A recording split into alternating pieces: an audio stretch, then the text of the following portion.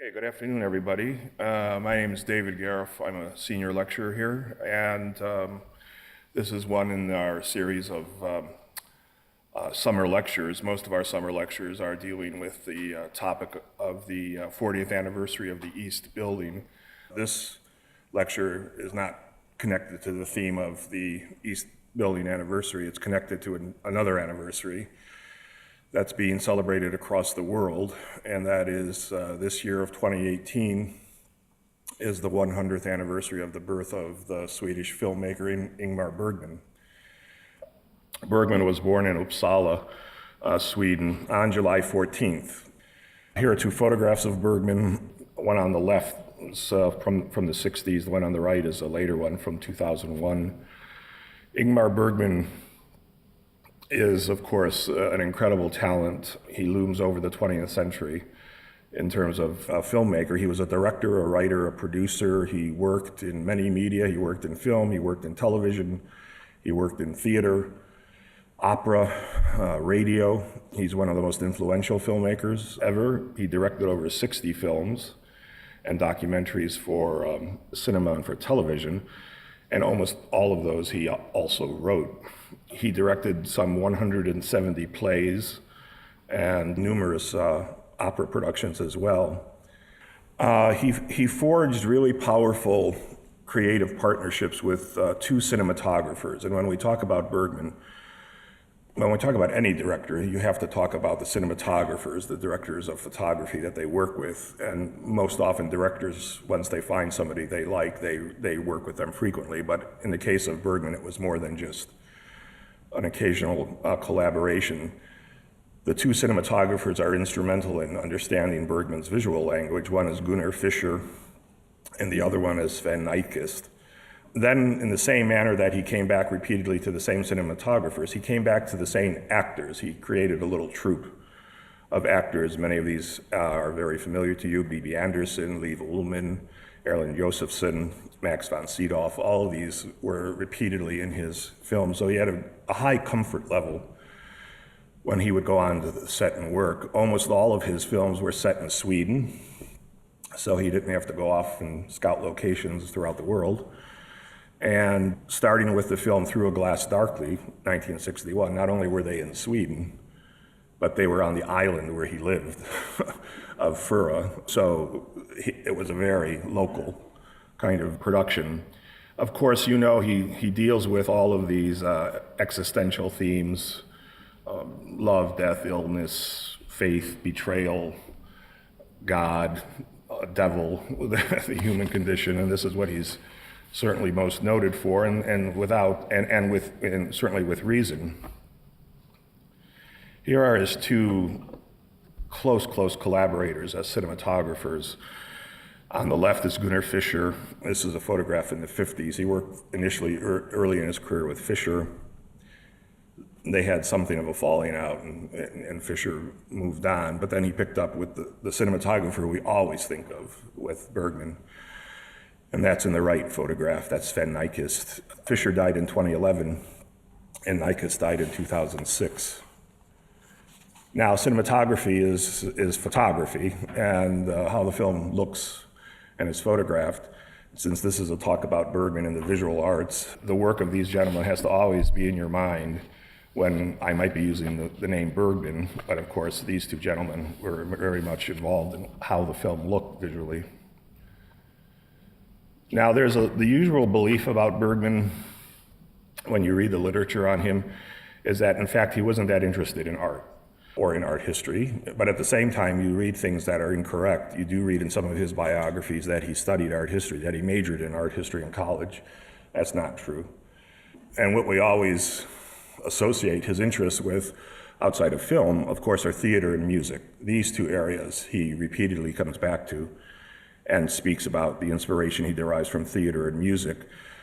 And with again, good reason. He talks about film almost always as a rhythm. When you make a film, it's rhythmic. It has a certain rhythm to it. So this would be true of a stage play as well. But he was indeed aware of art history, painting. There's no way he could have avoided it. He was a man of wide cultural interests. And he mentions that when he was a child, and much of Bergman's art and career relates to his life, going back to his childhood, that as a child, his parents had a gigantic reproduction of this painting in their house.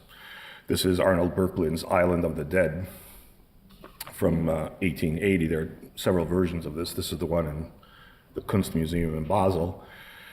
And that this hung in his parents' home, a reproduction of this painting, and that was something that he just always sort of had in his mind from a visual point of view. So he certainly was sensitive to visual stimulation. More importantly, I think there are connections between Bergman and a couple of other famous Scandinavians. First and foremost would be the Swedish playwright August Strindberg, who's depicted here on the right in this portrait by the other individual that I think was influential on Bergman, and that's Edvard Munch. So these are two paintings by Edvard Munch, his own self-portrait with cigarette on the left from 1895, and then his portrait of August Strindberg on the right from 1892. Strindberg has a huge impact on Edvard Munch, and he also has a huge impact on Ingmar Bergman. And in my estimation, Edvard Munch, as a painter, has no true successor. Nobody picks up the mantle of Edvard Munch. It was just too personal. Edvard Munch's true successor is Ingmar Bergman. So you have to switch fields from painting to film to find a true successor, I think, to Munch. Their works explore almost exactly the same kinds of themes and subject matter. They have almost exactly the same kind of childhood, the same kind of childhood traumas. They come from, to put it nicely, a pretty buttoned up Scandinavian tradition of raising children and other things. So I'm going to be referring to Munch extensively through this talk. And both of these individuals looked to Strindberg for inspiration, but especially, again, Bergman. As a theater director, he directed 11 Strindberg plays for the stage. He did 8 for the radio and 2 for television. So a big output of his work as a director of theater was doing Bergman. I was doing Strindberg. He was 12 years old when he decided he would purchase the complete works of Strindberg, which is 55 volumes. So that was a lot of summer reading. He sort of considered Strindberg almost a god, like a household god. He didn't always share Strindberg's views. They differed on some things, but he had a tremendous affinity for Strindberg, kept a portrait of Strindberg in his house on the island of Fura. And he said about Strindberg, he said many things, but at one point he said that Strindberg, quote, expressed things which I had experienced and which I could not find words for. When he talked about, Bergman came to be known as the greatest theater director of Strindberg's plays. He succeeded a man who was very much beloved and equally famous as a director of Strindberg. His name was Olof Melander. But Bergman remarked about going to productions of Strindberg that had been directed by Melander when he was young. And the one that stuck in his mind is indeed the play that's the most important. It's called The Dream Play. And Bergman said, quote, about going to see these plays, he said, quote, first it was the dream play. Night after night I stood in the wings and sobbed and never really knew why. After that came To Damascus, the saga of the Folkungs, and the Ghost Sonata. It is the sort of thing you never forget and never leave behind, especially not if you happen to become a director, and least of all if you direct a Strindbergian drama. It's interesting because, of course, Strindberg was also a painter. So here are 2 paintings by August Strindberg. Storm in the Archipelago, subtitled The Flying Dutchman on the right from 1892, and Birch Tree on the left from 1902. I'd like you to keep that tree in your mind. We're going to come back to it in a different context much later. Strindberg painted throughout his life, especially in 3 specific periods, starting around 1872 and then a few years after the turn of the century. There was a big exhibition of Strindberg's paintings at the Musée d'Orsay back in 2001. So everything or let's put it this way, much about Strindberg that everybody takes, what they take from Strindberg, very often revolves around the dream play. Here's a photograph of Strindberg from 1908, and a quote from Strindberg talking about the dream play. He writes the dream play in 1902 after experiencing a serious and complete nervous breakdown in Paris, and that led him sort of to the brink of madness, which is interesting because right at that same time Munch is having a breakdown, just sympathetically. Strindberg calls this period in his life the Inferno, referring to Dante. And his aim out of that experience was to write a play that essentially imitated the form of a dream. And he described the play as you see here. I'm giving you the quote, but I'll just read it quickly. This is only part of a longer quote. Everything can happen, nothing is impossible. When I say everything can happen, everything is possible and plausible. Time and space do not exist. On an insignificant foundation of reality, the imagination spills out and weaves new patterns, a blend of memories, experiences, unfettered fantasies, absurdities, and improvisations.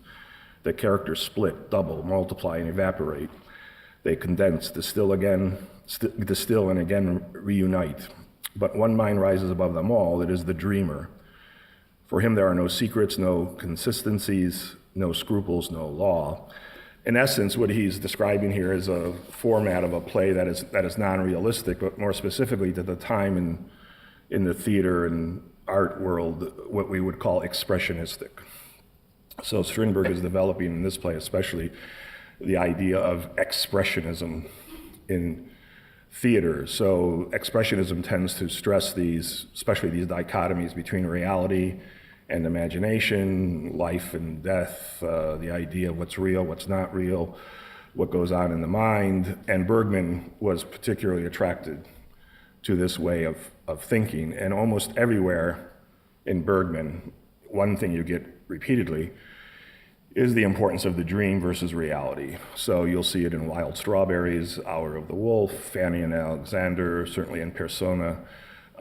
He's constantly sort of echoing Strindbergian ideas in that regard, and especially, again, the dream consciousness and the ambiguity of identity, how identity can shift.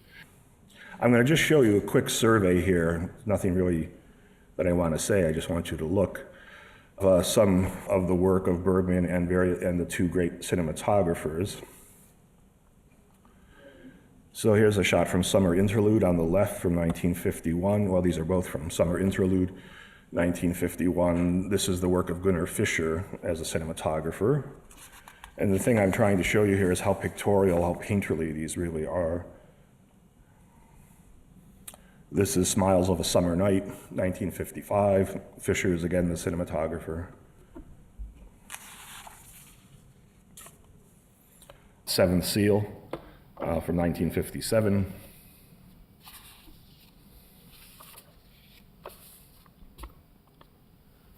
Virgin Spring, 1960.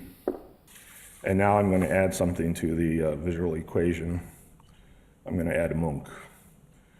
So here is Bergman's Summer Interlude on the left from 1951, and I'm comparing it to Starry Night by Edvard Munch, the painting that's today in the Getty from 1893. I have no doubt that Bergman was. He doesn't tell us a lot about specific artists that he's looking at. Occasionally he does. One happens to be a work that's here at the National Gallery that I'll talk about a little bit later. But he's certainly aware of the Scandinavian tradition of visual art, and by that I do mean Scandinavian, Danish, Norwegian, Swedish, even Finnish for that matter. So I think Munch is important. Here's Hour of the Wolf on the left. This is Sven Nykvist as the cinematographer from 1968, and then this is Munch's Summer Night by the Beach from 1902. Bergman's Summer Interlude on the left, 1951. Munch's Dance on the Shore from 1900 to 1902. Here I did something. I'm comparing on the left one of the frames from Summer with Monica by Bergman from 1953. I'm comparing it to the painting on the right, the upper right, which is Melancholy by Munch from 1892. But then on the bottom, what I've done is I've cut out that top part of the pier. See it? With the White House. And then I've shown it to you in the bottom against the still frame by, by Bergman. Now, Munch is certainly an artist that had a huge, sort of cast a huge shadow over all artists in Scandinavia, really, especially in the early 20th century. He doesn't even die, he doesn't die until 1944. But certainly Bergman was aware of the very rich tradition of painting in Sweden and in Norway, outside of the more avant-garde painters like Munch. I recently gave a series of talks about neglected traditions of 19th century painting, speaking about Russia, Belgium, Holland, England, and Italy. And this would be true of Scandinavia. You know, we have, you've heard me say this a million times, such a Franco-centric view of the 19th century. We think the only painters were French.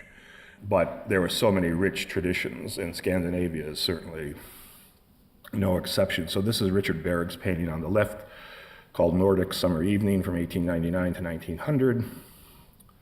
Anders Zorn, Z-O-R-N, Summer Vacation on the right from 1886. Berg is a well-known Swedish painter from Stockholm, and Zorn is one of the country's foremost artists. And this particular painting on the right, which is in fact a watercolor, it's not even an oil, it's a watercolor, it holds the position of being Sweden's, how should we say this, Sweden's priciest painting ever sold. This sold in 2010 for 26 million Swedish kroner, which would be just under $3 million. And it's a watercolor, and it's the most ever paid for a Swedish painting. These summer evenings, you know, you got to worry about the winter, so when the summer comes, you want to be out there taking advantage of it. And so paintings like this by Peter Kreuer, Summer Evening on Skagen's Southern Beach here on the left from 1893, and it's almost the same title, Summer Evening on the Beach at Skagen, The Painter and His Wife on the right from 1899. Light, this Scandinavian light, this, in this case the Skagen light, is very important to Bergman and his cinematographers. Also these family celebrations, these scenes where you have an extended family, grandparents, aunts, uncles, everybody, and usually over some kind of a dinner or some kind of a festive event. So this is Kreuer again, Peter Kreuer's Hip Hip Hurrah on the left from 1888, and the Hirschsprung family on the right from 1881. You could almost lift out some of these scenes and you would be looking at a scene from Fanny and Alexander or other Bergman films where he's stressing family and these extended relationships. Obviously, I'm not going to talk about all Bergman films. I'm going to kind of just talk about some themes and ideas that I think are relevant, and we'll be skipping over some films that might be among your favorites, some that perhaps you're not, even not that familiar with, because it's a huge body of work. So this is Summer Interlude, which is a film from 1951. And it had a different title in America and the UK. It was called Illicit Interlude because there's some kissing, basically. But what's interesting about Summer Interlude, I just watched it again a few weeks ago. It holds up really well. It's a great film. And what's interesting about it is that encapsulated in that film are so many formal and thematic ideas and devices that Bergman will use for the rest of his career. He kind of throws them all in here. He may just touch upon them briefly in this film, and then he'll sort of expand them later. So we have, for example, this elegiac sort of nostalgic setting of a Scandinavian summer. That's one theme. Youthful romance is another theme. The loss of innocence is another theme. The ill-fated love affair is another theme. Loss of faith in God is another theme. The effects of aging is another theme. This is all in the same film. the use of mirrors as symbols of vanity and memento mori, discussions of the artist's life, the difficulty of being an artist, and so we see an artist in the film, she's a ballet dancer, and how her life is affected by her commitment to her career and other obstacles. We even have the young couple picking wild strawberries in the film. So, I mean, it's got everything here. And it has another scene that's particularly important, and I'm going to hold back on that one, but that is a very prescient foretaste of one of the most famous scenes in The Seventh Seal. I'll show you that in a second. So here's the dancer, summer interlude on the right from 1951. I'm comparing it to an Edgar Degas pastel seated dancer from 1881. Certainly movement dance. Again, Bergman was very interested in dance and choreography in that sense. When you watch him work on the stage, we have lots of film of Bergman directing on the stage where he's moving people around, or even in his films. I mean, he's literally, okay, you're gonna walk 3 steps, turn right, then turn left, then touch the doorknob, then you're gonna back up 2 paces, that kind of thing. So in the film, the dancer is Marie, her name is Marie. She's at the sort of height of her fame and powers, but she senses that now it's gonna be downhill. She's going to be getting older and not going to be able to have the same kind of career as a prima ballerina. And so she decides to go back. She revisits the island of her youth where she had her first great love affair. And so the film has a certain sort of, again, nostalgic feel, but also has aspects of it that are somewhat dark. The French director, Jean-Luc Godard, said about the film, he said, quote, where has he, quote, admired other Bergman films, he loved Summer Interlude. So he admired a lot of Bergman films, but he loved this particular film. Here she is, taking off her toe shoes and massaging her feet and getting ready to soak them in some water. And again, this is the kind of subject that Degas loved. These awkward moments, adjusting your shoes. This is Dancer adjusting her shoe from 1896. Mirrors are very important in Bergman, the visual effect of a mirror. So in Summer Interlude, here on the left, we see her in the dressing room and she's taking off her makeup, and one of her colleagues, who's the man reflected in the mirror, he had just performed in the ballet Coppelia. He was Dr. Coppelius, so he's in his makeup. And a man who's in love with this dancer is standing in the center. And so he is her colleague is talking to her about the fact that she's getting old and her career is going to end, and one has to be prepared for that's what an artist's life is about. And already here there's this kind of tension between choosing a life outside of the arts, outside of being a ballerina, and having love and having a family and having a different kind of life that's sort of being presented to her as well. On the right is Wild Strawberries from 1957, where the young girl shows the professor here his reflection in the mirror. Of course, this whole movie is sort of a dream where he goes back to where he was from and to where he was raised, the house. And now he inserts himself. He watches all these scenes kind of unfold, but he's very much aware of his mortality and approaching death. But one of the great things in Summer Interlude is that when this woman arrives at this island where she had this love affair, as she gets off the ferry and she starts to walk into the island, and all of a sudden this lady appears. And she's just walking past her, and she walks past, and then she stops and turns back and looks at the woman, like you see on the right. And of course, this is clearly a death-like figure. She's all in black. She has very high-keyed cake makeup on, and that leads to another moment later. This is Summer Interlude again, same film on the left from 1951. And on the right is the famous scene of the chess playing scene in Seventh Seal from 1957. But in Summer Interlude, the woman who comes back, and she was a girl, obviously, growing up, and there was a priest who was always there, and that's the priest you see there on the left. And she sort of asked, and he would always play chess with her aunt. Actually, it's the aunt of her boyfriend. That's his family. And so at one point, she asked him, "Why did you always play chess with my boyfriend's aunt?" And he said, "Because it reminded me of death."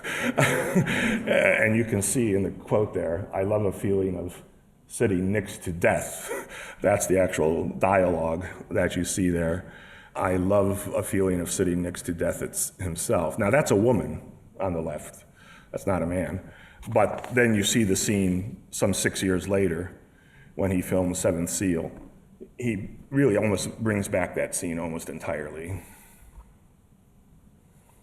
Smiles of a Summer Night, again, a wonderful film. Lots of people discuss whether Bergman was a great comedic director. He certainly was in many ways, and he liked comedy, and he was very sensitive to it. This film is, again, a lovely film, nostalgic, and it deals with, again, these extended families and intrigues and passions and kind of naughty behavior. So what you very often see here is, again, a kind of quoting of Swedish 19th century painting. This is Bergman on the right, a very famous scene from Smiles of a Summer Night, against the painting on the left called Midsummer Dance from 1897. There's this predilection throughout Bergman and throughout Scandinavian 19th century painting with summer, as I said. So you have summer interlude, summer escape, summer rendezvous, summer's ending, summer's beginning. It's always summer somewhere in the title to make you think about it. This is one of the great scenes from Smiles of a Summer Night when this couple finally sort of reconciles themselves to each other, and it's from 1955 again, and it's in front of this windmill. They're running through this field here. Bergman is very sensitive to symbols and symbolism, especially coming from the visual arts, and especially coming from painting, and especially coming from Swedish painting. He visited many, many churches with his father, who was a pastor. When he was a young boy, his father would be tending to the congregation, and Ingmar would be seated and looking around at all these frescoes and paintings on the walls and in this vaults, etc. And what you're looking at on the right is part of a fresco by a very famous painter. His name is Albertus Pictor. He dies in 1507. He's a northern painter, and he worked extensively in Sweden as a fresco painter.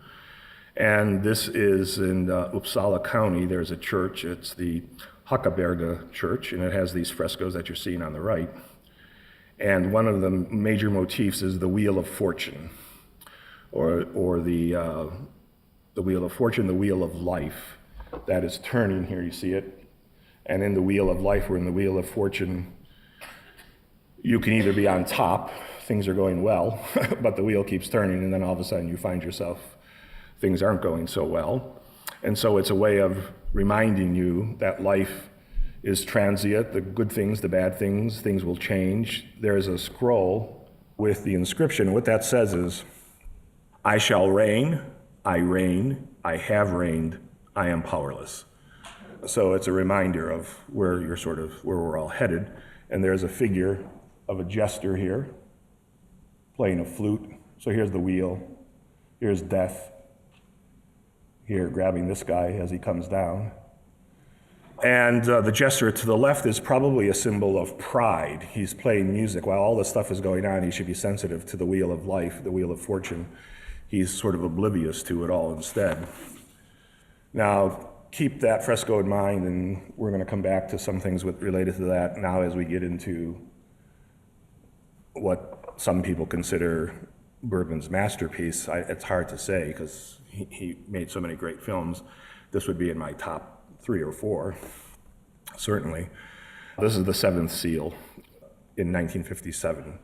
That's the Swedish poster on the left, and then the English, UK, and American poster on the right. Now, I mentioned Strindberg as a source for Bergman, and certainly he's a very important source. But from a more purely visual point of view, Bergman certainly is aware of the expressionist tradition of filmmaking that had taken place in Germany and in Scandinavia, Denmark, Sweden, in the very early decades of the 20th century. So here on the left, at the left top, is a frame from the film called The Phantom Carriage, and then that's the poster for it. Below, this was a Swedish film, silent film from 1921, directed by Victor Sjöström. The next pairing in the center, the top and the bottom, is of course the great German expressionist film Nosferatu, A Symphony of Horror, from 1922 by the German director F.W. Murnau. And then on the right, top and bottom, is frame and a poster from Bergman's The Magician from 1958. And you see in each case I've selected these passages where there is a carriage going through the forest. Sjöström, Murnau, and Bergman. And it creates, in the case of the Sjöström, this is the carriage of death, essentially, that comes to claim people when it's time for them to, when they are meant to die. The man comes to collect them on the carriage. Of course, the Murnau is famous because he actually filmed this in backwards. So he cranked it backwards when he was filming it to show this carriage approaching with this vampire, Count Orlok, as the driver of the carriage. And then this really beautiful, similar kind of atmospheric scene in the Bergman film. Bergman was well aware of German expressionism and Scandinavian expressionism. So films like Murnau's films, certainly The Cabinet of Dr. Caligari, going back before Murnau, The Golem, Phantom Carriage, and also, of course, the work of the Danish director Carl Theodor Dreyer, two particular films, Passion of Joan of Arc and Vampira, another vampire movie by Dreyer. Bergman had an obsession with the Phantom Carriage. Every summer at home, he had a private screening room in his house at Fura, and every summer he watched this film. So every year he would watch this film. And then he said at one point about the film, "My relationship with the Phantom Carriage is very special. I was 15 years old when I saw it for the first time. I remember it as one of the major emotional and artistic experiences of my life." Sjöström is a very, very important director in the history of Swedish cinema. So he was a director, he directed and starred in this movie, actually, and he wrote it too. So Bergman had a great affection for Sjöström, a great respect for him. And when it came time to make Wild Strawberries, Sjöström was still alive. He wasn't working anymore, he was in his 70s. And Bergman cast him as the professor. He's the actor in Wild Strawberries. So that was his last sort of foray into cinema. Here's one of the great frames from Nosferatu by Murnau on the left, where the Count is coming up the stairs. And this is Bergman on the right, from The Silence from 1963, with Sven Nykvist as the cinematographer. This is a shot on the left from the Phantom Carriage, where the carriage is going across the horizon and it's pulled, the horizon line is very low to the, well, high, actually, it's a very high horizon line. And this is Seventh Seal, which I'm sure you've seen a million times. The end of this Dance of Death in Seventh Seal from 1957. Seventh Seal has a story, and I'm sure most of you have seen this film. It deals with this disillusioned crusader, knight, named Antonius Block, who's played by Max von Sydow, who has come back from the Crusades, and as soon as he reaches his homeland, along with his squire named John, death is waiting for him. And death says, you know, it's your time. It's good that you got through all that, but it's still your time. And then the knight says, okay, I understand. He said, but I understand you play chess. And Death says, well, how would you know that? He said, well, I know, I've heard it around. And then he says, well, let's play a game of chess. Before you take me, let's play a game of chess. And if you win, fine, I'll go with you. And if you lose, I get to hang around a little bit longer. So that's what you see going on here. And this is the great moment because the knight, Antonius, takes the two pieces to see who's going to move first. So you have a black piece and a white piece in your fist, and then you hand them out, and then the guy chooses. And when Death taps his fist, he opens it up. And of course, it's the black piece. And Death says, "Don't you think that's appropriate that he chose the black piece?" So that's what you see happening there on the left. Now, the frescoes of Albertus Pictor, the man I just mentioned, who had painted that Wheel of Fortune, that Wheel of Life, is very relevant here to so much of the Seventh Seal. This is the Täby Church in Uppland, north of Stockholm. And this is a church that was built in the latter half of the 13th century. And then it was altered in the second half of the 15th century. The altarpiece that you see dates from the 1470s.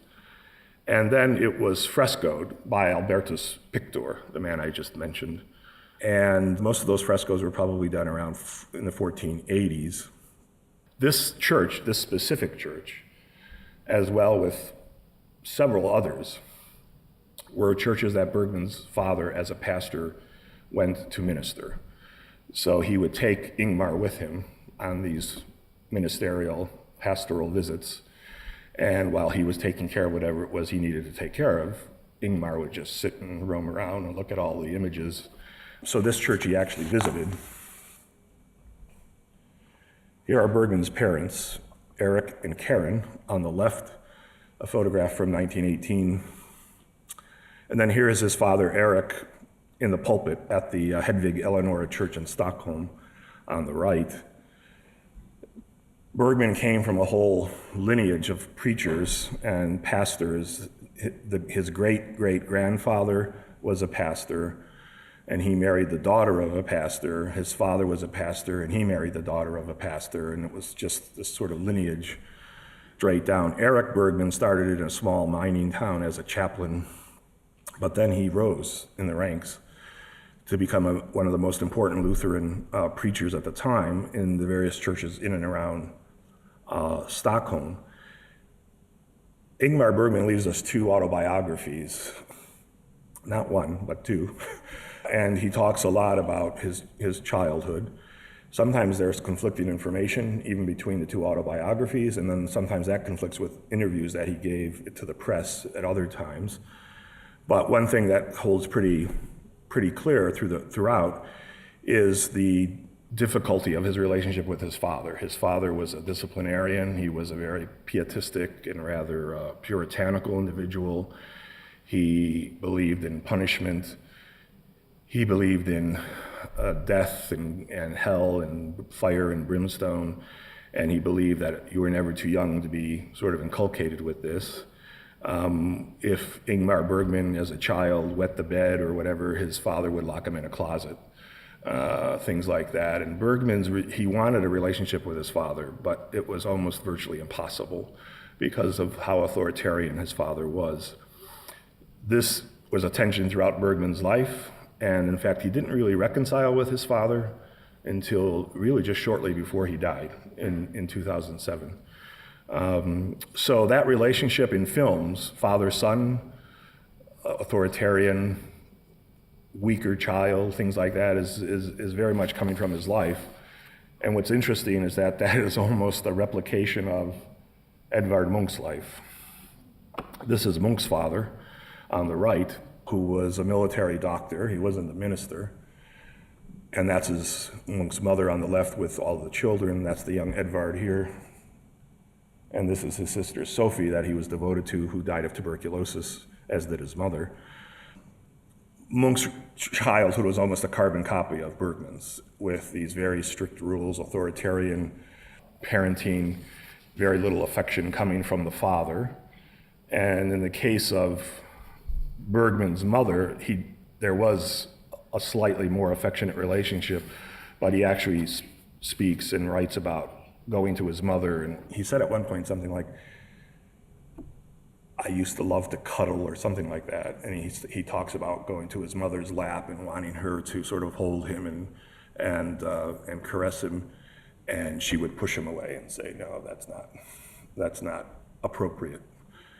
The woman who provided that for Ingmar Bergman was his grandmother.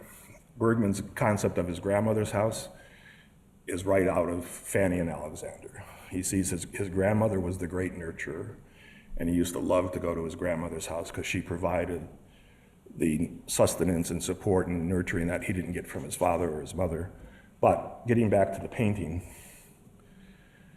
you remember in the scene that I just described in Seventh Seal is where the knight plays chess with death. And in the church that I just mentioned, the Tabby Church interior vault that you see here, there is this scene. And this is by Albertus Pictor. It's the fresco that depicts playing chess with death from 1480. There's no doubt Bergman knew this as a child.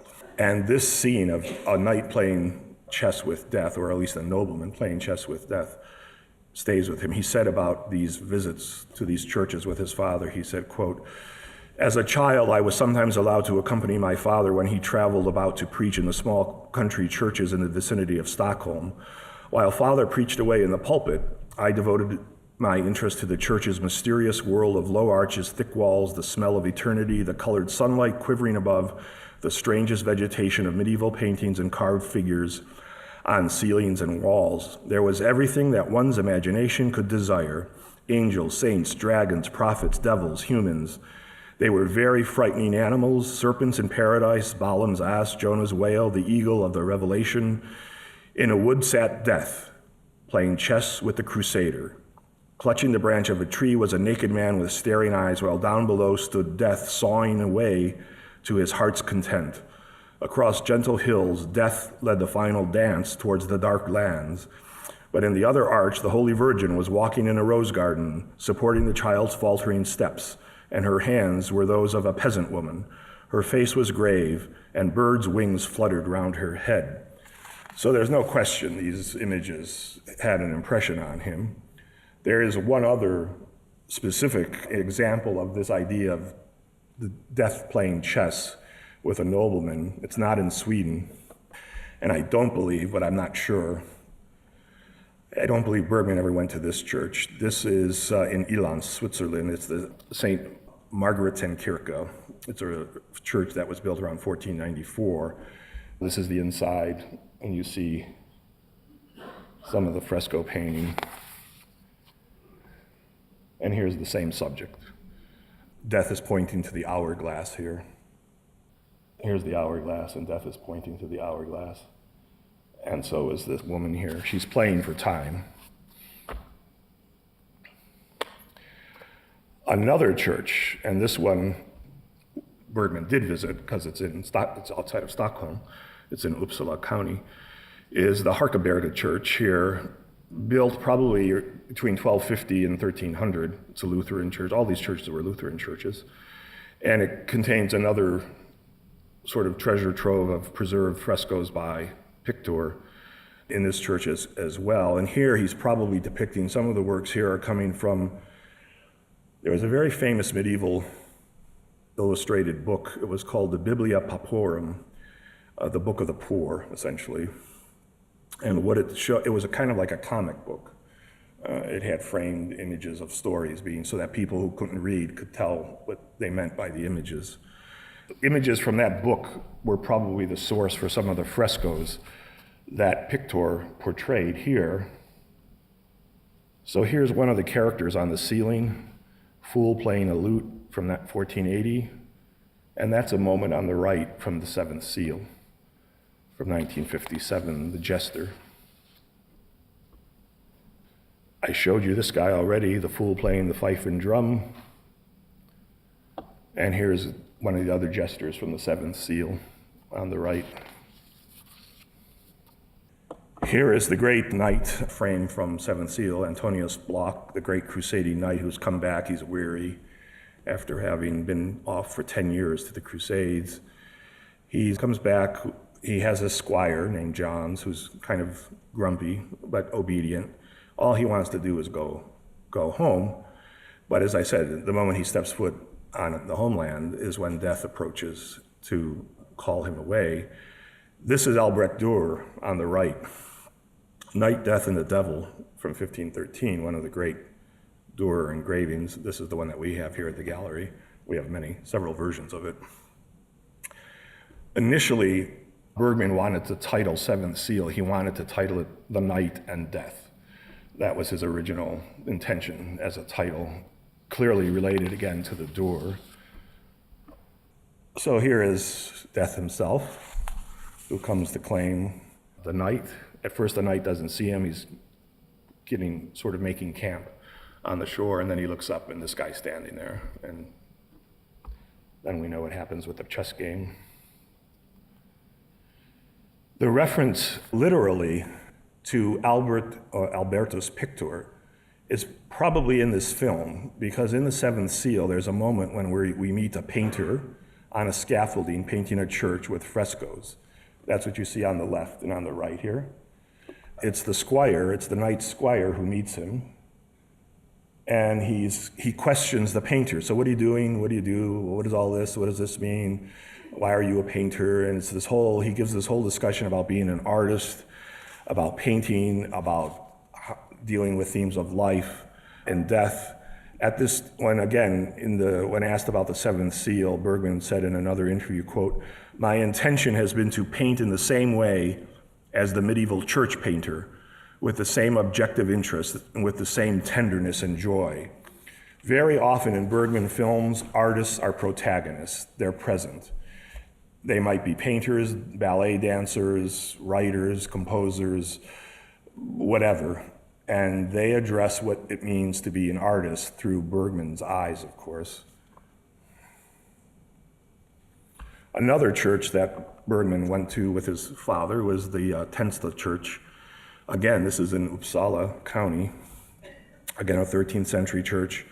This has frescoes from a different individual, not by Albertus Pictus, by a German artist named Johannes Rosenrad, who worked in Sweden.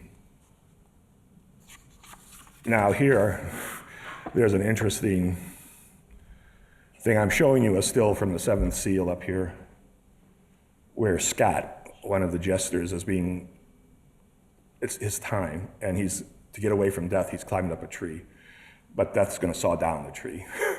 So he's looking down at death, kind of saying, gee, don't you have something better to do, and all of that. And it's really quite funny, because he says, I'm supposed to perform tonight, and then death said, well, it's canceled, and all of that. And prior to that, we've seen this head of a crucifix. So there's this beautiful kind of parallelism. But this idea of having run up a tree to hide from death is again an image that came from frescoes that certainly Bergman saw. And in this case, it's this fresco. Here's a woman, very elegantly dressed. She's climbed up a tree. Here's the devil, and here's death sawing the tree. There are so many parallels here and similarities here between what Bergman saw in these frescoes, where death is this sort of thinly covered skeleton, and he saw in the trunk of the tree. The title, as best we can figure the title, is Death Saws Down the Tree, in which a rich man, it's actually a man, I said a woman, a rich man sits while the devil writes a protocol. So the devil's working on a protocol here. Now, the fact that it's a rich person in the tree, it's always a rich person in the tree, relates to the idea of a treasure. And in Swedish, the word for treasure is skatt, S-K-A-T-T, and this character's name in the movie is Scott, but it's spelled S-K-A-T. It's a play on the Swedish word for treasure when he's sort of up in the tree here. And so here we see death sawing the tree. And here I'm giving it to you in live action. So here's Scott up the tree, looking down at death. Your time is up.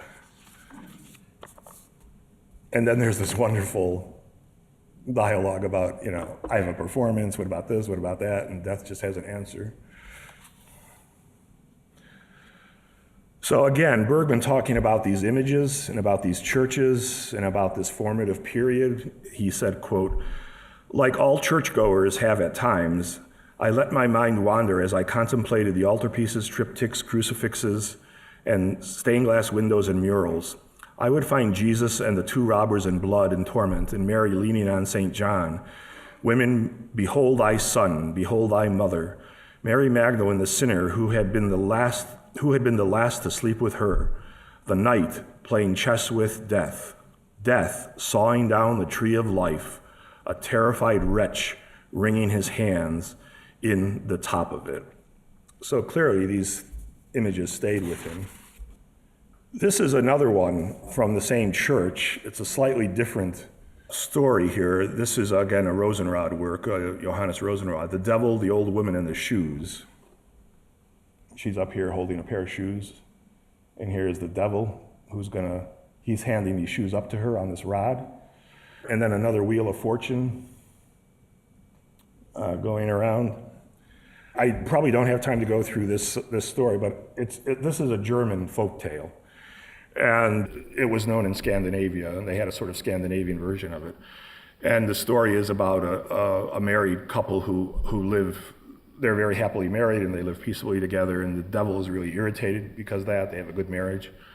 And so he goes to this old woman in the village, and he says, "Look, if you can bring discord between these two people, in other words, ruin their marriage, I'll give you a beautiful pair of leather slippers." So she says, "Okay, let's see what I can do." Then she goes to the wife of the couple when she's alone, and she says, "Do you have a good husband? Do you get along with him?" And the woman says, "Oh yes, I could never find a better husband in my whole life." And then the lady says to the woman, "Well, I will tell you a means of guaranteeing that you will never quarrel with him. This evening, after he's gone to bed and fallen asleep, take a knife and cut off a few of the hairs that grow on his Adam's apple. If you do that, you will never quarrel with one another." So the lady thinks, "Oh, okay." So then she goes and finds the guy. He's out working in a field. And she says, "Do you have a very good wife?" And he says, "Oh, yes, she's wonderful." And then the woman says, "Well, I would not trust women folk. Don't trust your wife too much. You should know that tonight, while you are asleep, she intends to slit your throat." And then the husband said, "Ooh, wow, thanks for telling me." So that evening he's pretending to be asleep, and his wife comes up because she's going with a knife to get a little bit of the hair on his Adam's apple, right? And he thinks, of course, that she's about to kill him. So she rips the knife from her hand, and he slits her throat. The devil thinks this is fantastic. And in fact, he's so impressed, he said, "I don't even think I could have come up with something as brilliant as what you came up with, but in fact, it's so brilliant and it's so hideous that you frighten me. I'm the devil, but you frighten me." And so he says, "I'm going to give you your shoes, but you get up there, I'm going to just hand you these shoes on a pole because I don't even want to get near you." So that's what you see happening. That's what you see happening here. You could see how these stories, especially for a young boy or girl, they would stay with you. I guess that's an understatement.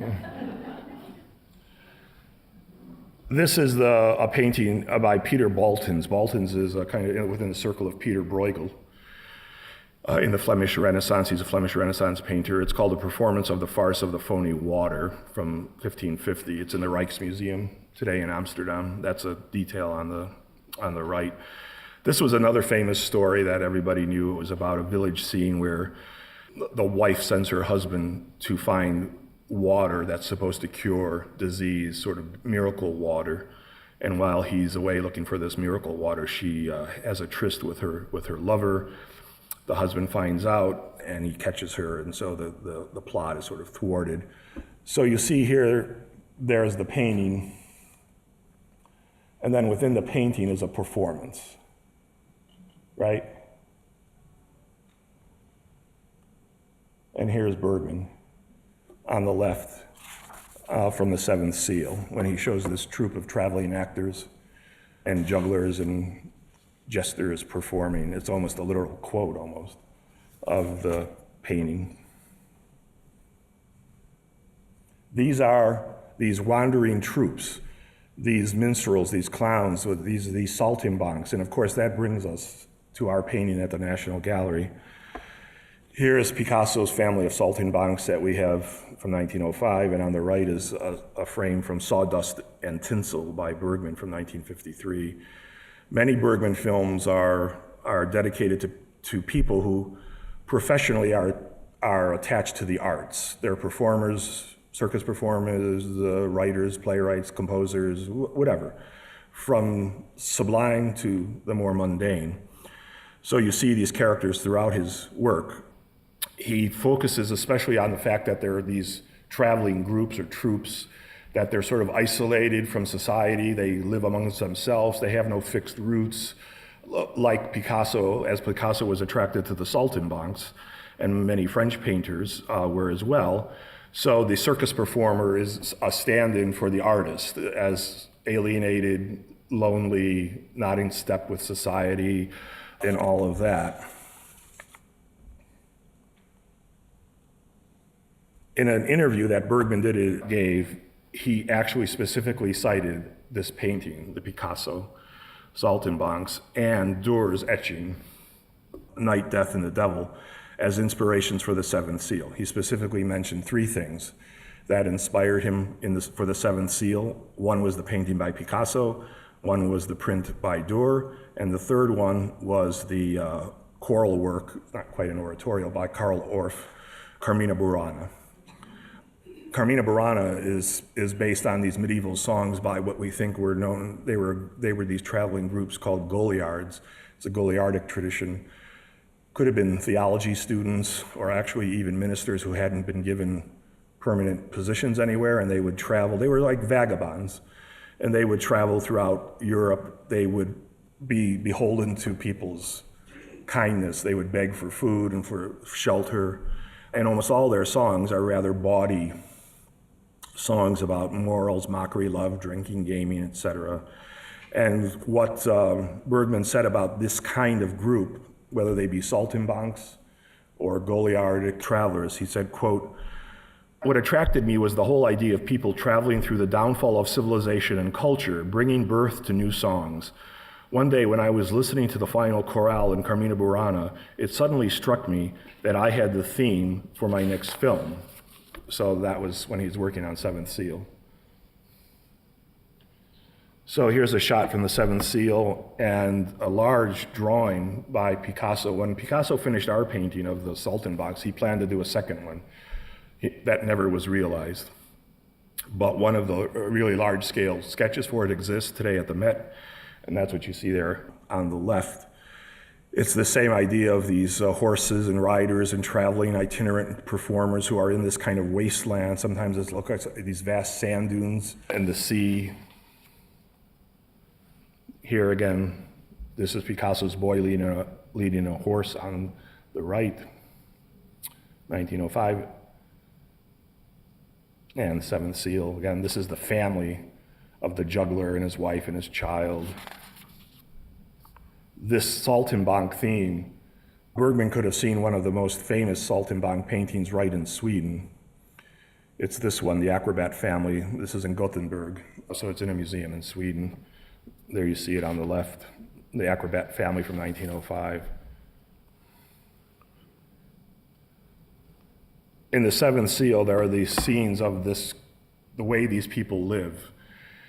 And they live this really simple but beautiful life, and it's a life that the knight, the crusader who's been covered in blood for 10 years and is sensing death, has never experienced. So this very famous scene when the family offers the knight strawberries and milk, and he's never had this kind of familial experience of a family, and with the children, that's his page or squire there on the far left. And what Bergman is equating very often this family with almost is like Mary, Joseph, and the Christ child. It has almost that kind of religious connotation. The jester, the juggler, this is the clown that's in Sawdust and Tinsel from 1953 on the left. And this is Picasso's The Seated Harlequin from 1923. The Dance of Death, which has a ubiquitous sort of history in the history of art, this Dance of Death, the Dance Macabre, is something that Bergman was particularly sensitive to, and he knew many versions of it, many interpretations of it. It plays a prominent role in the end of the Seventh Seal. And in the Seventh Seal, at one point, death, the figure of death actually states to one character, quote, "No one escapes me," unquote. So again, this is the ultimate sort of demise. One great Dance of Death, I have no evidence that Bergman knew this, but it's one of the great examples, is this one from 1466. It's from Estonia. It's in an Estonian church, entitled The Dance of Death. Bernd Notke is the artist. This is a gorgeous, it remains in beautiful condition for what part of it there is. Originally it was 98 feet long.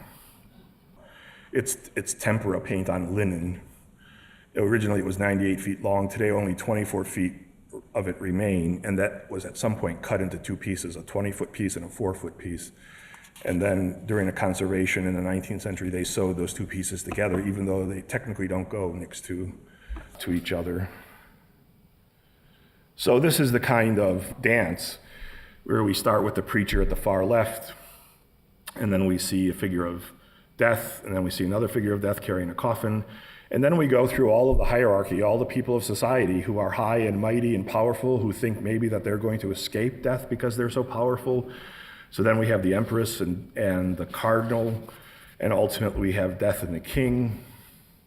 We have a huge, here's death and the king. We have a huge banderole here that is essentially each of these characters speaking. So underneath each of the characters is what it is that they're saying. And underneath the empress, she says, "I know death means me. I was never terrified so greatly. I thought he was not in his right mind after all. I am young and also an empress. I thought I had a lot of power. I had not thought of him or that anybody could do something against me. Oh, let me live on. This I implore you." So each person now realizes that despite their status in society, death still trumps, so to speak. This is the way it's preserved today in the church. It's in the case here. So another shot. This is Wild Strawberries. Gunnar Fischer was the cinematographer, not Nyquist. This is the Swedish poster and the American poster that you see here. Here is Bergman with Victor Sjöström, that great director, the silent film star and director. They're discussing one of the scenes on Wild Strawberries. This is a photograph from July 12th, 1957. This film, again, is one of Bergman's greatest. Right up from the opening frame, you see Albrecht Dürer again, because this is one of the opening frames where we see the professor in his study on the right. And it looks almost exactly like the study of St. Jerome in his study by Dürer on the left from 1514. Bergman is well aware of the beautiful Scandinavian tradition of the family, of these beautiful sort of breakfasts and lunches and brunches, and everybody's clean and brushed their teeth and looks really nice, and everybody's wearing white, and it's all so pure and idyllic, and it doesn't even look like it could be real. So in Wild Strawberries, we have a scene like that here, these wonderful twins here. And there's all this familiar banter and all this beautiful food and elegance and everything that's on the table, and it's all sun-drenched. And this comes right out of Scandinavian painting. This is the painter Fanny Brott on the left. She's a Swedish painter, called A Day of Celebration from 1902. And Peter Kreuer, remember I mentioned him. This is a painting called The Benson Sisters, 1897. But Wild Strawberries has a wide arc of imagery. And in one place where there's a dream, it's very surreal. And this scene is probably the most surreal in some ways until we get to Hour of the Wolf by Bergman later. where the professor here has this dream that he's on this deserted street. The clocks have no hands, time is up, he keeps looking up. So here he is looking at his pocket watch. At another point in the movie, he's presented with this watch that has no hands. And then he sees a man coming down the street who has this kind of rubber, shall we say, face, who doesn't speak to him, but leads him towards a coffin that's on the curb that has fallen out of a hearse. And the professor looks at it and sees this hand, and then he approaches the coffin with great dread, and of course it's him. It's him. He's dead in the coffin. So this is this kind of surreal dream that's worthy of Luis Buñuel or Dali or René Clair or Man Ray.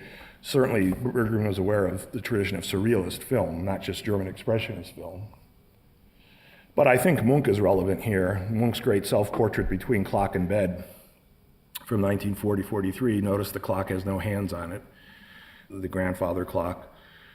And this very strange, interesting painting by Munch, Self-Portrait with Striped Pullover from 1940-44, we're supposed to think it's kind of a straight-on shot, and the guy's wearing a pullover sweater that has this kind of striped pattern. But the more you look at it, the more it looks like he's laying down, and that the stripe becomes like a skeleton. It's like maybe he's in his coffin. And there are these overhead shots in Wild Strawberries where the professor is sleeping and dreaming that seem, again, quite relevant to what we see often in Munch. I mean, I could go on. There's this scene, one of the most famous at the end of the film, where the professor, he's been carried back to his childhood, and he looks out at this lake and he sees his mother and father. His father is fishing, and his mother is, I think she's sewing or knitting. I'm showing you this against Renoir's Fisherman with Rod and Line from 1874, because this is, again, a very standard kind of trope, the couple fishing by the water. And the professor looks out, and then at one point, beautifully, his parents look at him, and they wave. And then Bergman cuts to the face of the professor here, when he sees that, because that is his life, that is his childhood, those are his parents, and he has this incredible nostalgic kind of affectionate flashback. And about this scene, getting Zostrom the right expression, Bergman said, quote, "Never before or since have I experienced the face so noble and enlightened, and yet this was nothing more than a piece of acting in a dirty studio." But Zostrom was able to evoke this idea of nostalgia and of his parents just through facial expression. The close-up for Bergman is very important. Virgin Spring, all kinds of references here to art history, to the Last Supper, here in the cottage of the farmer and his wife here. Constant cross-alliteration between art, nature, and religion. Here we're in the wife, that crucifix, which is so ubiquitous in Bergman. It comes through so many different, it's not the same crucifix, but that presence of Christ comes through in so many different ways. And then for me, one of the most powerful scenes in Virgin Spring. I told you to remember that birch tree in Strindberg. So this is the scene where Max von Sydow and he's the father, he has a young daughter named Karen, and she goes out and she is brutally raped and murdered. And then he finds out about this, and at that moment, he finds out that the men who perpetrated this crime are in his house. He's brought them as guests. And so without saying anything, he goes off to this field, and he finds this birch tree here, and he takes a sword with him because he's going to chop down the tree. But he stands for a moment. It's really a powerful scene. He stands first, just stands and looks at the tree. And what's really powerful here is the soundtrack.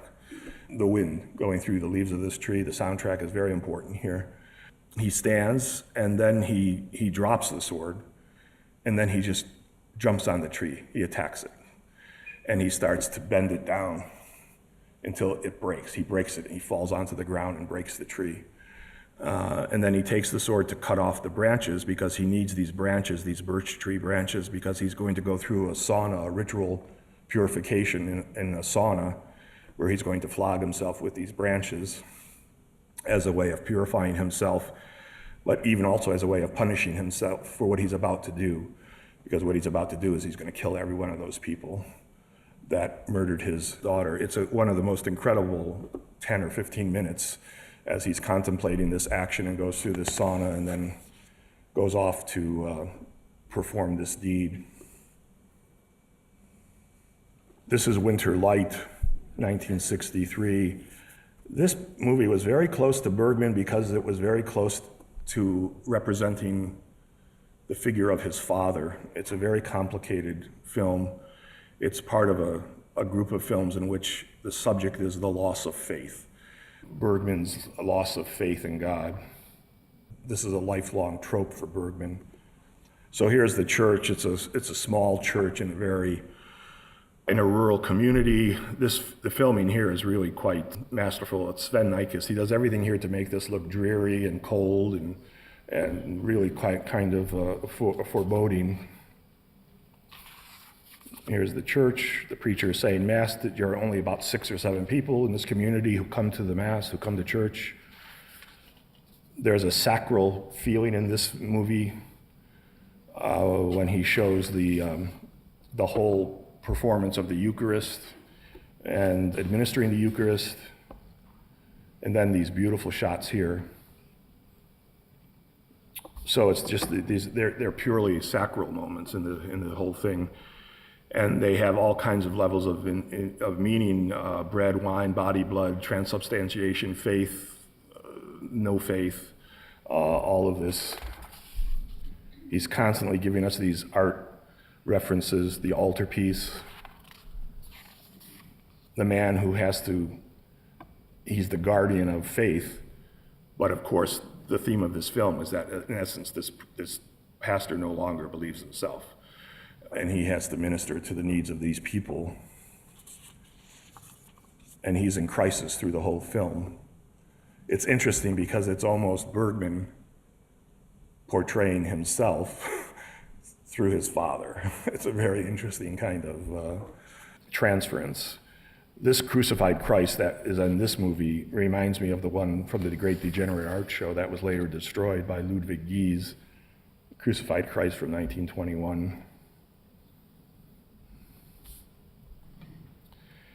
Here's where he's ministering to Max von Sydow, who's totally depressed and feels there's no reason to live, and he has all these problems, and he's totally lost his faith. And so the minister, the pastor, is trying to minister to him, but by the time they finish the conversation, Max von Sydow is ministering to the priest, because the priest is saying, I don't really believe this either. I think it's awful. I think Munch is relevant.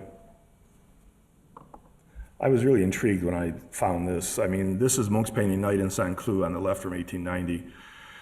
And in Winter Light, a scene where Marta, the female protagonist, has her own sort of crisis of faith. And she sits by herself on this pew in the church and contemplates her situation, very comparable to the situation we see with Munch, where this was at the moment in Munch's life when he had been told his father had died. He was in Paris. And then he was in St. Cloud, just outside of Paris, and then he got word that his father had died back in Christiania. Very often in Bergman, as in Munch, death is a kind of empty space. It's a void, that idea. Even the cross shapes that are created on the floor by the window. Persona, again, I'm going to move, because I'm going to finish here. All kinds of visual parallels to Munch. These scenes where there is a couple in the background conspiring or in some kind of adulterous complicity, and the person who's being affected by this or traumatized by it is then shown frontally. So this is a scene in Persona on the left from '66, and this is Munch's painting called Jealousy on the right from 1895, which is exactly the situation where this man, I won't go into all the personalities, but we know who all these people are, He's been betrayed by the woman he loves, who's shown in red, and she's conspiring with her lover. That's exactly what's happening here. There's a conspiratorial moment here in Persona. Even from a purely formal point of view, in Persona, I think Cubism is quite relevant, where he starts to show shifting and fading and reappearing points of view, where one face morphs into another face. This kind of image with Picasso.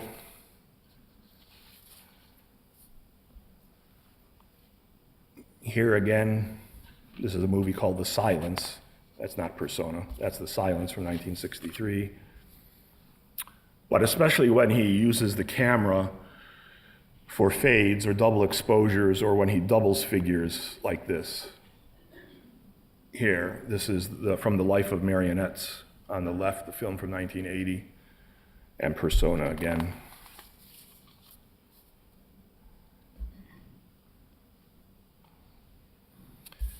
For pure Gothic horror, and again, very strongly surrealist, arguably his most Gothic film is Hour of the Wolf from 1968. The cinematography was Sven Nykvist here. This was one of the most polarizing films that Bergman ever produced. People either loved it or they hated it. And after it was released, about 3 years later, he was asked about it, and he said, I made the whole thing the wrong way. He realized, if I were to do it now, I would do it completely differently. It's about an artist who is essentially suffering a psychological nervous breakdown, a la Munch or a la Strindberg. It's very comparable. And he's just losing his grip little by little. He goes off to this cottage on an island. Islands are very big in Bergman. To sort of work, he takes his wife with him, and the deterioration just sort of sets in. So here they are arriving. Even this is spectral. It's like Sharon going across the river Styx, like this guy is going to his death here. Tremendous cinematography here. A lot of it was shot with just candlelight. This is Hour of the Wolf on the left. That's a painting on the right by the great Danish painter, Wilhelm Hammershøi. It's called Interior Artificial Light from 1909. So that's a painting on the right, very famous Danish 19th century painting. In this movie, there are all kinds of tropes that relate to art and film. Certainly the trope of the eye and the eyeball. So at one party, people are sitting around, and one of the guests takes out her eyes and drops them into a glass here. Of course, this is the famous scene from Un Chien Andalou, An Andalusian Dog, on the left by Salvador Dali and Luis Buñuel from 1929, where she's about to have her eyeball cut with a razor. So this kind of aggression to the viewer, for the surrealist, that was particularly important. Two stills, Bergman's Music in Darkness on the left, 1948, and a shot from Wild Strawberries on the right. He manipulates eyes, eyeballs, close-ups, and again, it reminds one of René Magritte, who was constantly using the eyeball, especially as an indicator of false vision, something that you think is true, but it's not true. So here on the left is The False Mirror by Magritte from 1929. The portrait, you notice that piece of ham has an eye where the bone would be, 1935. At one point in Hour of the Wolf, the guests who are now revealing themselves, they take their eyeballs out and kind of show who they are. So this one lady takes off her face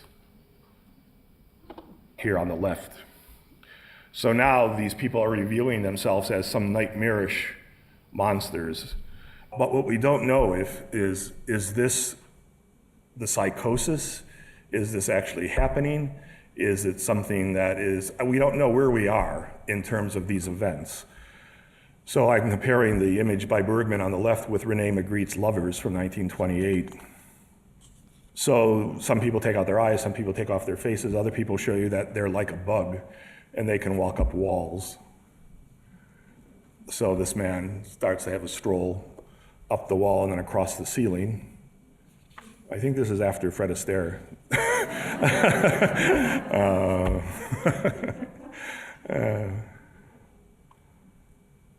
And again, Magritte, I think, has a kind of, one art historian writing about this painting by Magritte called Golconda from 1953 says something that I think is very comparable to Bergman. He says, Magritte was fascinated by the seductiveness of images. Ordinarily, you see a picture of something and you believe in it. You are seduced by it. You take its honesty for granted. But Magritte knew that representations of things can lie. These images of men aren't men, just pictures of them, so they don't have to follow any rules. This is painting. It also makes you aware of the falsity of representation. This is very comparable to the way Bergman thinks very often. The character of the artist, played by Max von Sydow, he undergoes this feminization. He's given, in order to go have this dinner, it's suggested that he sort of doll himself up, I guess is the way you would say it. And so that's what starts to happen here. And then when he appears in this guise, he's totally ridiculed by all the guests. So here is a Munch painting called Ashes from 1894, and the image of the artist in Hour of the Wolf from 1968. Again, the artist who is definitely Munch's successor, I think, is Bergman. And this idea of this meditation on the madness of the artist is very prevalent in both cases. Here again, Melancholy by Munch, 1894. When Bergman was asked about this movie, he was asked about it on repeated occasions. He said in 1994, Hour of the Wolf is seen by some as a regression after Persona. It isn't that simple. Persona was a breakthrough, a success that gave me the courage to keep on searching along unknown paths. For several reasons, that film has become a more open affair than others, more tangible. A woman who is mute, another who speaks, therefore a conflict. Hour of the Wolf, on the other hand, is more vague. There is within that film a consciously formal and thematic disintegration. When I see Hour of the Wolf today, I understand that it is about deep-seated division within me, both hidden and carefully monitored, visible in both my earlier and later work. To me, Hour of the Wolf is important since it is an attempt to encircle a hard-to-locate set of problems and get inside them. I dared to take a few steps, but I didn't go the whole way. And maybe that's good for us, because this film it can be very unsettling. Here again, I think relationship to Munch, the artist, and his model, this feminized Max von Sydow. 1972 is Cries and Whispers. Again, it has so much relevance to the tradition of Swedish painting in the 19th century. Beautiful sunlit scenes, the fashion, the costume, the cinematography.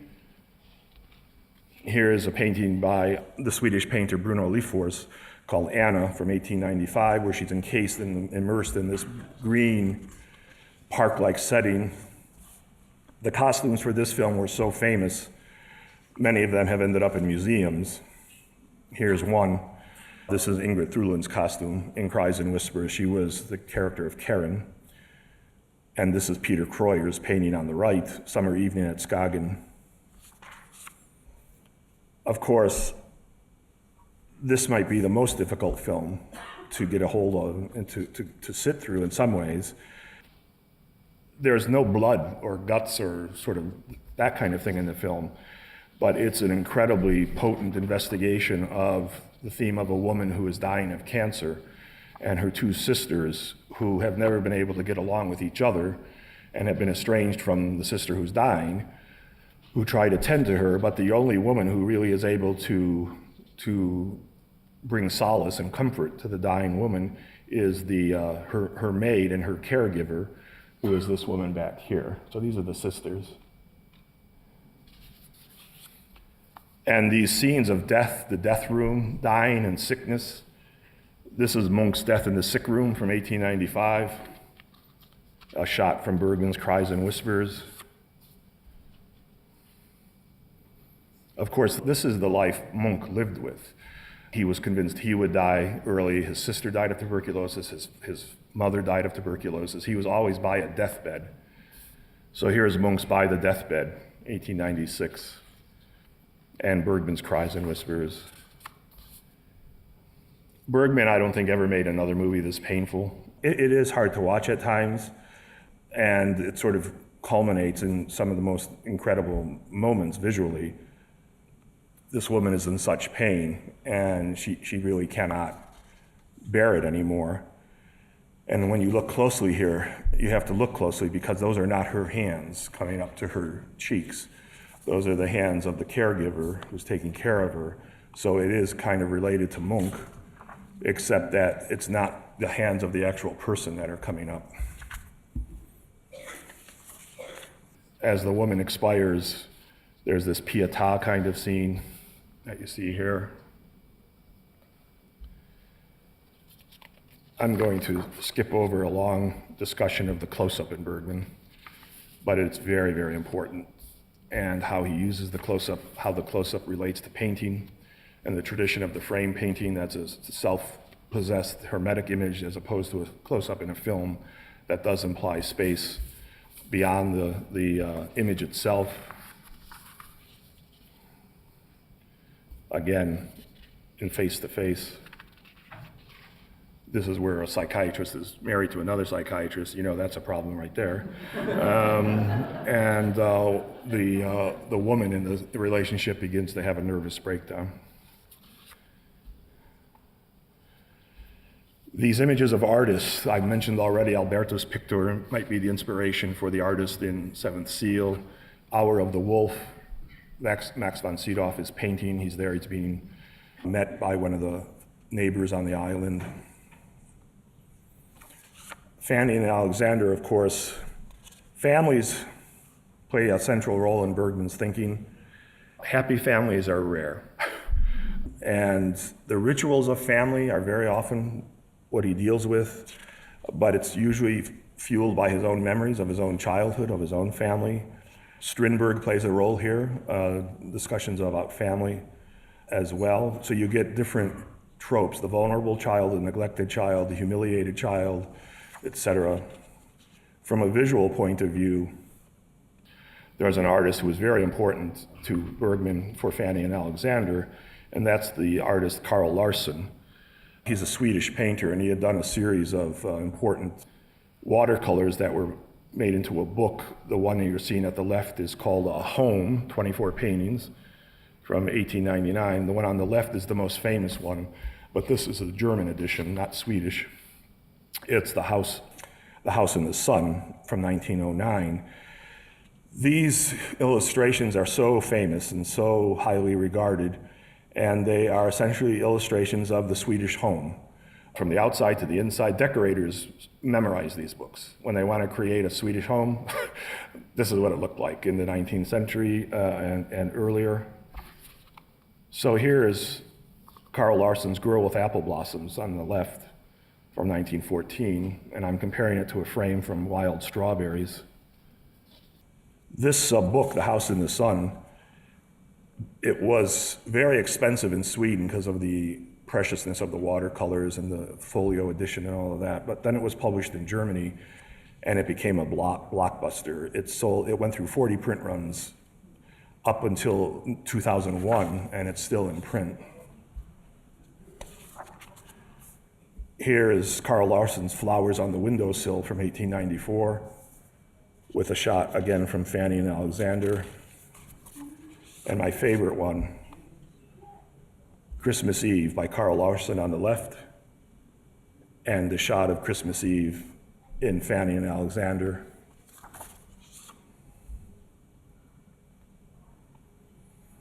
And then we end with this wonderful shot. This is in Fanny and Alexander, the young boy who was essentially Bergman growing up, and he has this puppet theater, and he puts on these little performances. Above is the phrase that comes from the Royal Theater in Copenhagen. It says, "Not just for pleasure." Bergman expands the very nature of the film medium, the formal genius of his vision, his deeply personal scripts. He opened viewers up to a new world of cinema, rich in emotion, fearless in exploration of philosophical concerns, engagement with basic existential questions. But he also had a warmth, he had a humor, and a sense of shared humanity. It's interesting regarding Bergman's what other filmmakers owe to Bergman. There's a whole literature on that, but I've chosen one quote that came from Stanley Kubrick. Stanley Kubrick wrote a letter to Bergman on February 9th, 1960, and what he said to Bergman in this letter was, quote, "Your vision," he said, "Dear Mr. Bergman, your vision of life has moved me deeply, much more deeply than I have ever been moved by any films. I believe you are the greatest filmmaker at work today, unsurpassed by anyone in the creation of mood and atmosphere, the subtlety of performance, the avoidance of the obvious, the truthfulness and completeness of characterization. To this, one must also add everything else that goes into the making of a film." Bergman himself, talking about other debts that he has to other forms of expression, said this: "I think we are the sum of what we have read, seen, and experienced. I do not think artists are born from emptiness. I am a small stone of a tall building. I depend on each element of the building, next to, above, and below." Thanks very much, everybody.